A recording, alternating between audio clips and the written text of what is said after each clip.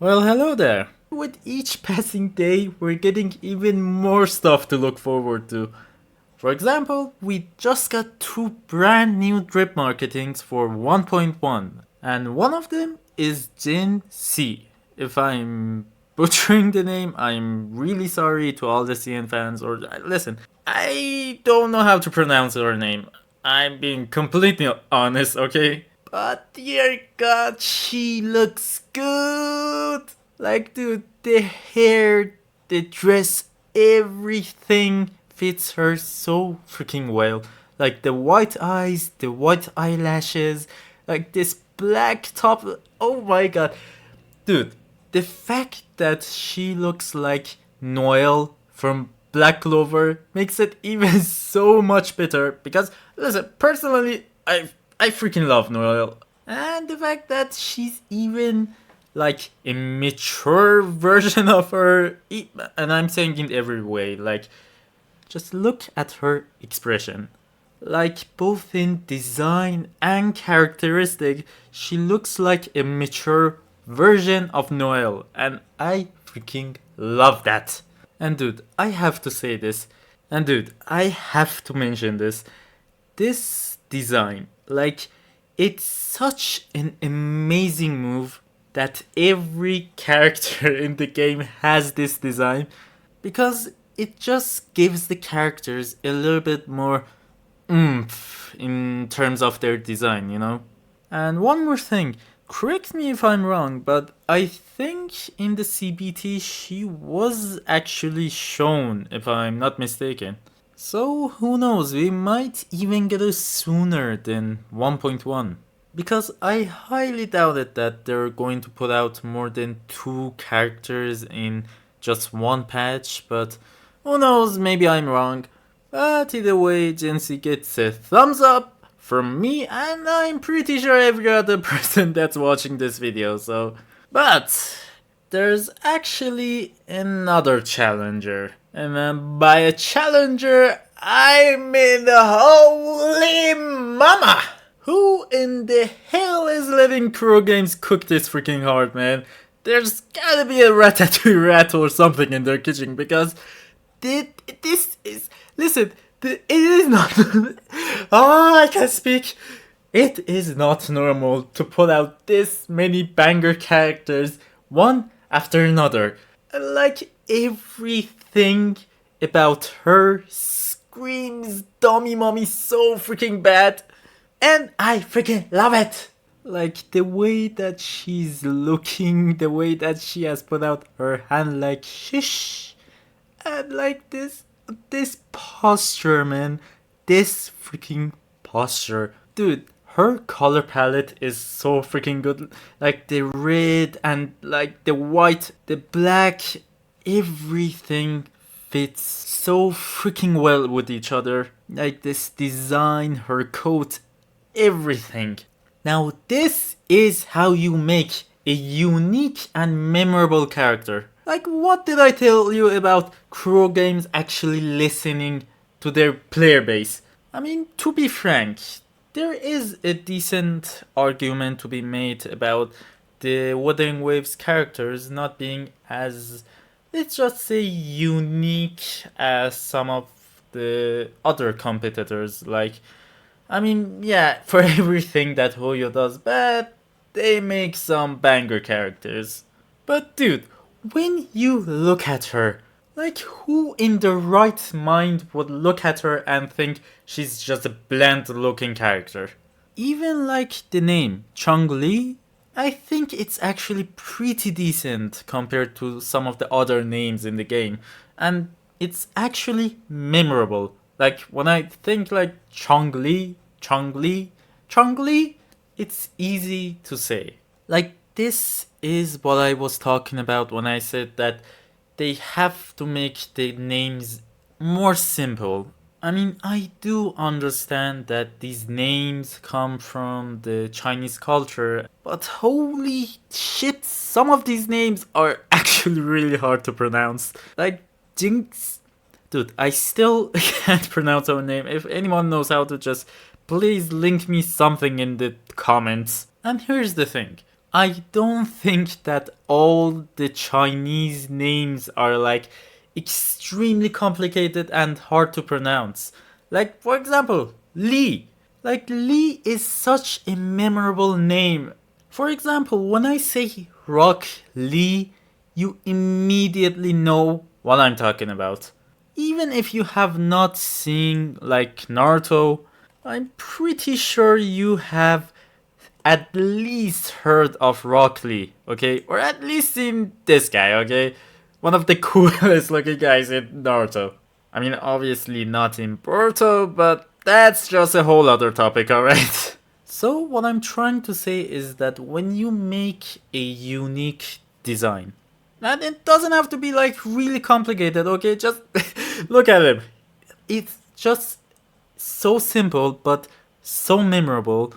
And the fact that his name is literally Rock and Lee.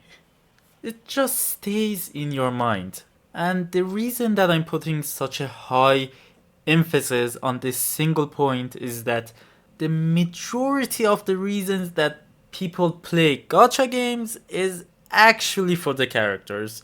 So if you make memorable characters, then your game is going to succeed. I mean, look at these comments, man. Like, Tecto just said she will be my wife. Like, Narshio says she looks gorgeous. Oh my gosh, she looks so good. You win watering. Holy shit. Like, ain't no way who is she? What is her roping a ship fusion? I need more information. I'm trying to be fruitable. Okay, oh my god, oh my god, oh my god, oh my god. When 1.1 saving. Now, here's the thing that I'm a little bit worried about. I mean, obviously, pull for the characters that you actually like. I mean, I really hope I'll be able to get Changli. I mean, after so many freaking amazing characters coming out, like Jian, Yenlin, Jinshi, Jinshi, no, it's not. It's not SH, it's HS. So, is it a je? Jinji? Jinshi? Dude, I'm starting to feel like I'm actually dumb. This name is pretty simple, but when I say that this makes me a little bit worried is that I hope they would have hold up on showing these characters because the thing is, the game still hasn't come out yet. And a lot of people were actually looking forward to like polling for Jian or Yanlin. I mean, personally, I'm saving everything that I have for Yanlin, and now when people start to look at these characters like Changli and I'm gonna stop pronouncing her name, alright? Like when people start to look at these characters, they just think to themselves, okay, I'm just gonna skip the Jian or Yinlin banner and I'm gonna save up for her, even though she absolutely deserves it. Obviously, the sales for the banners is going to be insane in the first month. There's no denying that, but the fact that now we have seen these characters, it actually makes me afraid from the fact that the 1.0 banners are actually going to take a hit from this. Because as you can probably see, some people will just save up for 1.1.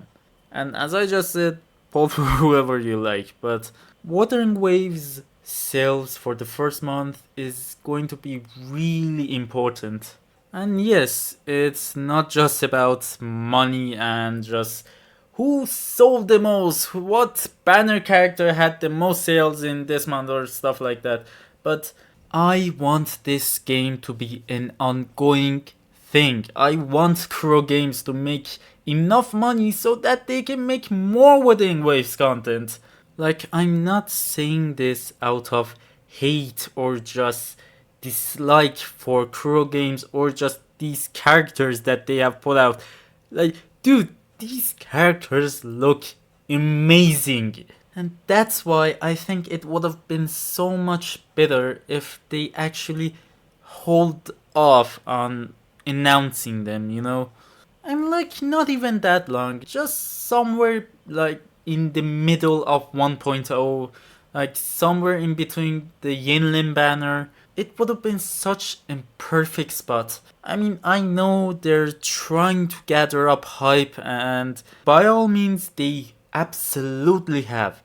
But you have to understand that too much hype is also a bad thing. Because we have seen time and time again that overhype can actually be really harmful for a franchise, you know? At this moment, I don't think Wuthering Waves has reached that point, but. And I think it's actually in a pretty, like, sweet and, like, googly, like, sweet spot at the moment. So I just hope they keep the balance that they already have until this very moment in the future as well. Because as much as it is important to listen to your player base, and by God, it is extremely important, I'm talking to you, Mihoyo, it is also important to think about the longevity of the game. To think, okay, like, is this choice actually beneficial or harmful for the game?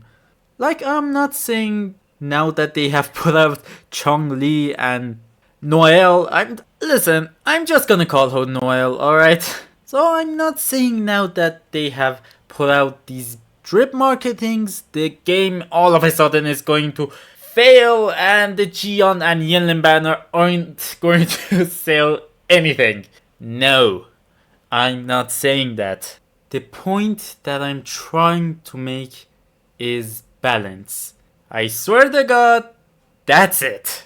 But either way, I absolutely love both of their characters.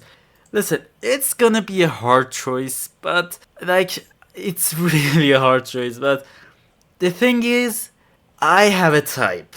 And I'm starting to get real worried about the type of woman that I'm actually into. But dear lord, she looks mighty fine.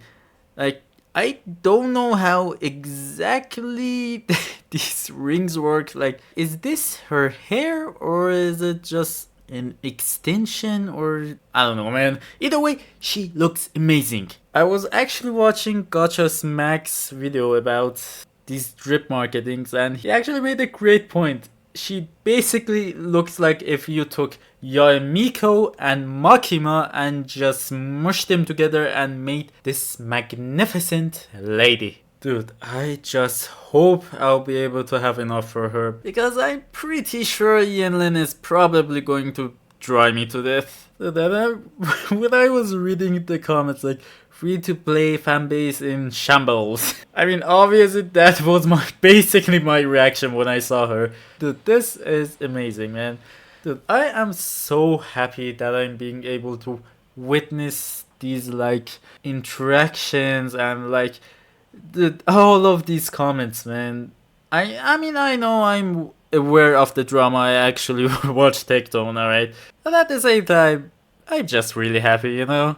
I mean, it had been quite some time since I had this much hype for a game. And a game that I'm able to play for free, you know? Because in the country that I live in, you just can't buy a $70 game and $130 by Ubisoft standards that easily, you know? But either way, I'm hyped, I'm stoked, and I hope you are. And as always, I'm Spike, and that's all I have for this one. See you in the next one. Bye!